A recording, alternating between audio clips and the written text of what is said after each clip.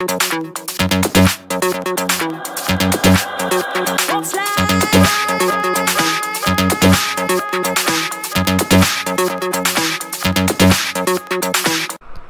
Friends, coins కిందున్న ఈ సింబల్స్ను గమనించారా? ఆ గుర్తుల్లో ఓ విషయం దాగుంది. అదేమిటో తెలుసుకుందామా? ఏ దేశ కరెన్సీలో అయినా నోట్లు మరియు కాయిన్స్ అంటే నాణాలు ఉంటాయనేది అందరికీ తెలిసిన విషయమే. అయితే ఇండియాలో నాణాలను ముద్రించే పనిని SPMCIL అంటే security printing and minting corporation of India limited అనే ప్రభుత్వ సంస్థ చూసుకుంటుంది. దేశంలో 4 ప్రాంతాలలోని తమ ముద్రణా సంస్థల నుండి SPMCIL కాయిన్స్ను అచ్చువేస్తుంది. ఆ ప్రాంతాలు ముంబై, హైదరాబాద్, కోల్కతా, నోయిడా. అయితే కాయిన్స్ కిందున్న గుర్తులను బట్టి ఆ కాయిన్ ఎక్కడ ముద్రించారో తెలుసుకోవచ్చు. అదేలాగో ఇప్పుడు చూద్దాం.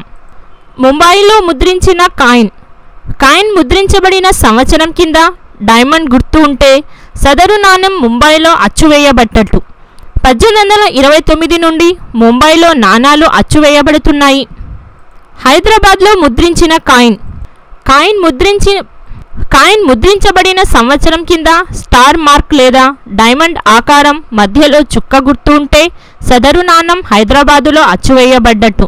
1903 నుండి హైదరాబాద్లో నాణాలు అచ్చువేయబడుతున్నాయి. నోయిడాలో ముద్రించిన కాయిన్ ముద్రించబడిన సంవత్సరం కింద డాట్ మార్క్ అంటే చుక్క గుర్తు ఉంటే సదరు నాణం నోయిడాలో అచ్చువేయబడ్డట్టు. 1984 నుండి నోయిడాలో నాణం అచ్చువేయబడుతున్నాయి.